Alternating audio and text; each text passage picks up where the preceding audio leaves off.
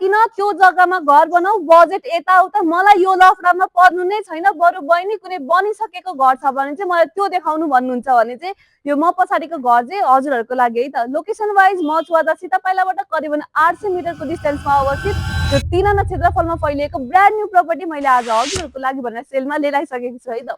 अब फेसिङको कुरा गर्नुहुन्छ भने पूर्व मोडा फर्केको 13 फिट रोड एक्सेस भएको हजुरहरूले पाउन सक्नुहुन्छ।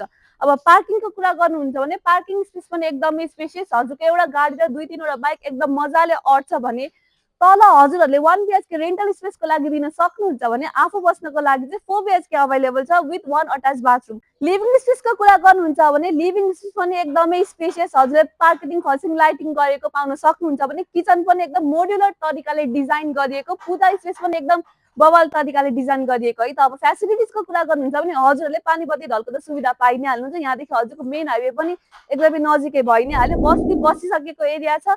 यदि यो घर चाहिँ हजुरहरू आफ्नो हातबाट गुमाउन चाहनुहुन्न भने चाँडोभन्दा चाँडो प्लिज डु कन्ट्याक्ट सारा सेवा टिम।